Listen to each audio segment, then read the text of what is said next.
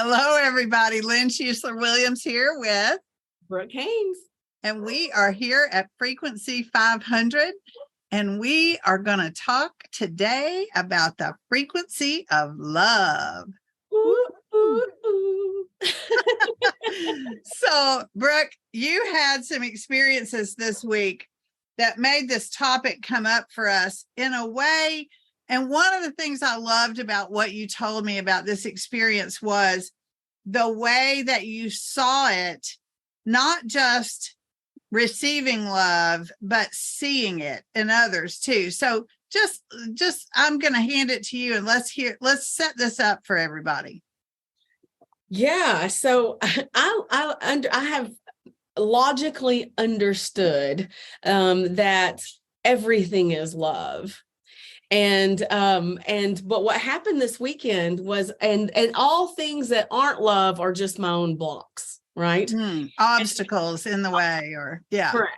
So while I logically understood that, this weekend I totally integrated it and I got it and understood it better. Oh yeah, it was juicy. Can I tell everybody where I went? Yeah, for sure. So we went to the Abe Hicks workshops in Amsterdam. Yeah, the Abraham Hicks, Esther Hicks event in Amsterdam in the Netherlands. Yes. Not in Louisville, Kentucky, someplace called the Amsterdam. No. Nope, that's correct. Thank you. And so it was actually in this workshop, and and I love Esther Hicks and I love workshops, but it was a lot of the work now is been so integrated in me it feels like just like I'm sitting there going, yeah, I get it, instead of like these aha moments that I used to have.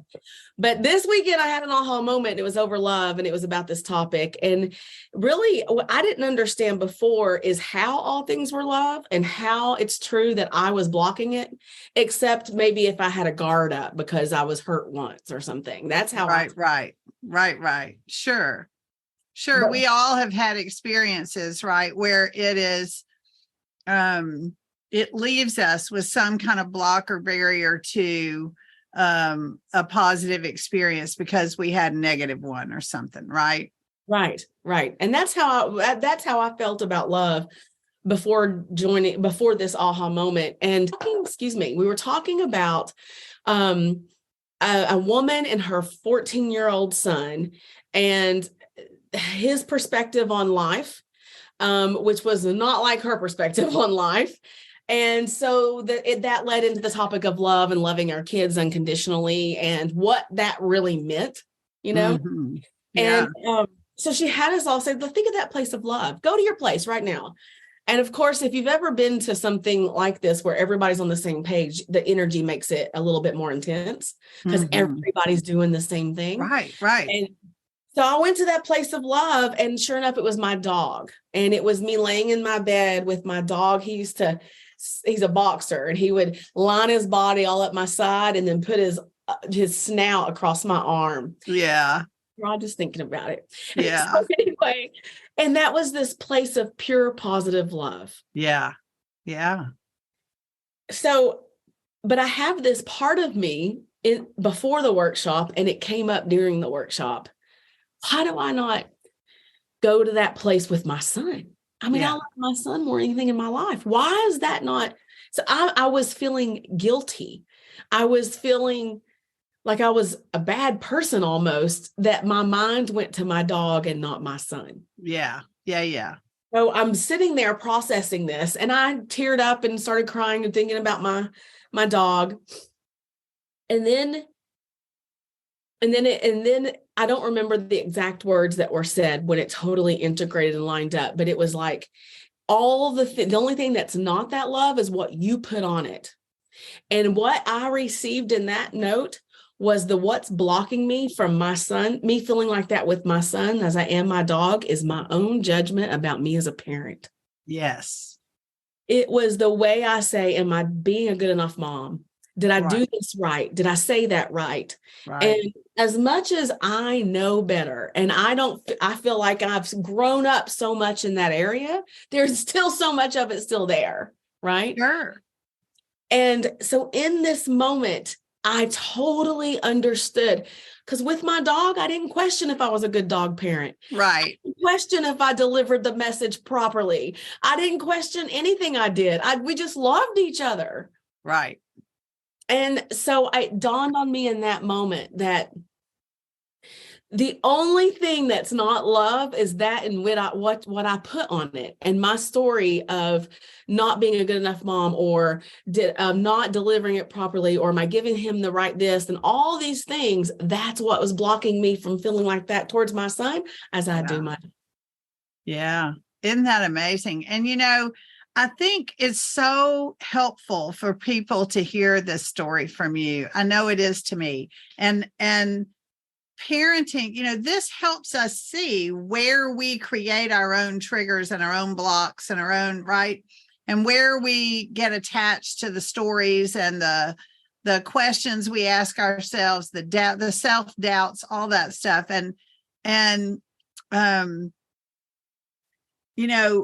I was talking with somebody recently about how sports is always a good analogy in personal development. There are always so many good sports analogies. Well, I also think in this realm, like parenting is almost always a good analogy, because like if anyone who's ever been a parent has had that, am I a good enough parent moment, like I would venture to say multiple times, many, many times. As a parent of 3 young adults, I can say I lived with that and for a long, long time, and saw many different ways that it came up for me. And I remember when I first read Byron Katie's book, Loving What Is, I was all in on it. I was like, yeah, she's really got it. And then I got to the chapter where she was working with a woman who was a mother, and her son was doing drugs and harming himself and all this stuff. And Byron Katie was saying, like the mother was saying, my son shouldn't do drugs. And Byron Katie's work says, is that true? And I was like, hell yeah, it's true. And so it's that the things, the programs and the conditioning that we receive about what it means to be a parent are so pervasive, because we think it's so important, right? Because children, what could be more important than not screwing up our children, And so I think that's such a great one for us to remember. It's also a lot of pressure around love, right? It really is. And, in what you were saying, what came to me was also like, we think, what other area are we supposed to be more perfect in? And also, I think some of this might come from the way we judged our own parents. Well, I'm this way because my mom, blah, blah, blah. I did this. My mom did this. My mom, or my dad, or whoever, or grandparent that raised me, or whatever it is. But then when we have those judgments to our own, now we're thinking we're being judged, and we're judging ourselves for it too. So it really starts somewhere much behind us, but much deeper than in that moment. And Lynn, well, if you're a listener to the podcast, you already know that we do a lot of this work. This is work we've integrated. This is work that we talk about, and we know better, right? Like, I'm going to say, quote, know better. And that is within itself, it's judgment, right? And it's a condition and a pattern, a program. That's just another program that we know better, right? Somebody has told us, well, if you do this much work along the way, then you know better, or that's just one more program, right? And what I see in your aha moment is the other thing I've been experiencing, which is when you're fully present to yourself, when you're fully present and you can see clearly, right? You can see clearly.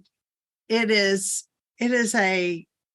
an opportunity to be released. It is freedom, right, from the old programs and conditioning, and then we're released to that. If we're talking about, and even the map of consciousness could be considered one more program, right? But it gives us a framework to talk about it, right? And if we just say that the top of the map of consciousness is complete freedom and presence to ourselves, and that we can see clearly there and all of that, then that's what we get when we're in our programs and conditions and we're hearing these stories we tell ourselves about what it means to be a good parent, or am I good enough, or whatever. Then we can see it from this place of being fully present to ourselves and being, some of us would call that being aligned. It is just freedom. It is freedom, and it allows us to raise that level and that experience, the frequency of our experience. What you said brought attention to this morning and how I've been navigating coming back from this trip extremely exhausted, and also with a new awareness, a new version of me, with a lot of things up in front of me, and having a son that is having that, what a lot of kids go through when their mom picks them up from school. They just all of a sudden start acting like kind of crazy. And, they're unleashing all their emotions. So, all this stuff was happening upon my return. So I'm sitting here and I'm listening to him scream and cry and talk about how he's not going to go to school. And I'm thinking about my new integration. Okay. And I'm like, okay, so I'm a new version of me. How does my new version of me react to this? Right. So I just didn't. And what I did, and of course that led to, are you ignoring me? Why are you ignoring me? You're always, and then it just led me sitting beside him. He said, what? And I said, what are we going to do next? Like, how are we going to get through this? And I asked him, how are we going to get through this? And when you said it kind of has a sense of freedom, that's exactly what I felt in the moment when I just stopped and released no judgment on myself or him. Yes. Because in the past, I'd be like, you don't do this to your daddy. Why do you do it to me? What have I done wrong? But right. All of that. And I was just like, how are we going to move through this? Buddy, we know we're going to go to school today. So if we know we're going to go to school today, how are we going to move through this? And when he got in control of the situation, like releasing me of all of it, it's no longer my responsibility, Brooke's mom's responsibility. He was able to gather himself, and he was able to think instead of react. Right. And then he gave me a few solutions, and that's exactly what we did. They were really easy and simple. Like, I didn't have to give him anything. I didn't have to promise him anything. I didn't have to do it. And we just moved through it, and we got through. Right. Now, we had to do that twice, but what a difference that was than it was with all of the reaction and with all the me thinking I was doing something wrong. Because that's where most of it is. It's me thinking, what am I supposed to do? Did I do it right? Am I doing it right? How did I not do it right? What did I do to cause him to act this way? Right. Yeah, so you hit the nail on the head when you said it causes that sense of freedom, because that's exactly how I felt in that moment. I felt free. It was back on him, and it was me I wasn't judging myself at all. No, you were just present to the situation. Yep. I sure was. That's so beautiful, Brooke. Well, I hope that it helps everybody to hear our stories of how we move through this world and look for that frequency of love and find ways to be present to whatever it is we're standing in the midst of in life. And I know that we have experiences like what you said. I'm a different person than I was going into this experience, and I came out of it a different person. And I'd say the same thing about my recent experiences too. And yet here we are, and we're having these conversations, and life still looks what somebody would call messy sometimes. And we just be present to it and not judge ourselves and not beat ourselves up and not judge others too. I find that freedom that you were talking about feeling really translates not only into, first me not beating myself up, as you were saying about, am I being a good enough parent or whatever, but also then not judging the others involved in a situation. They're just showing up as where they are and who they are too. So that it really does feel like freedom. It does. And I have another example of that. Do you want to hear another one? Do we have time? I do. I don't know, but we'll make time. In this same setting, similar setting, in this Amsterdam setting, talking about love and non-judgment, a group of people who came together that work on themselves every single week together, like we show up, very much like our Unleash Your Unstoppable, right? Right. And so what happens when we all came from, I think 22 different countries, I think. Wow. And landed there. And when we all put together, I saw that when someone was triggered, they knew their audience, they knew the people in front of them was not judging them, was not meaning anything mean or ill-intentioned or anything, that they could trust that the person in front of them, that the person that did whatever it was that caused them to get triggered was fully in love and present with them. Right. And also that they checked themselves immediately and said, this trigger is my work. Right. And you know what? They would like line up within a minute or 3 minutes or do not very much time at all, because they could really come from that place of love. They knew that the other person was coming from the place of love. So in return, when we were triggered, we had to come from the place of love ourselves. So you told me a story that's a good example of this that I'm going to remind you of. There was somebody who was good at reading maps. Mm-hmm. And so their job as you were navigating the city was to know where you were and read the map. And then one time somebody else got hold of the map and was reading the map and screwed it up, right? Yeah. Made a mistake. And so the natural map reader, the person who was really good at that, had some sort of reaction. So tell that story a little bit. Yeah. So I knew I shouldn't have let go. I shouldn't have been trusting. I knew I shouldn't have been trusting of someone else to lead us. That was the initial reaction.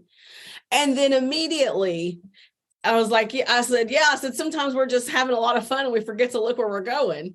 And immediately, like, yeah, we are just having fun. We just role played off that. We are just having fun. And it was just, I felt the shift happen right there.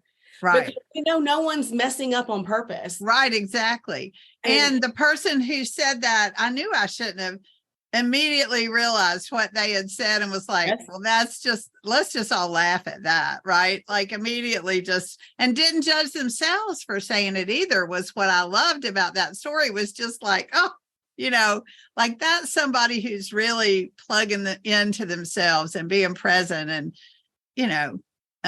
being willing to recognize when they're triggered and then laugh at it. And go on having fun. I just think that's like the greatest ever.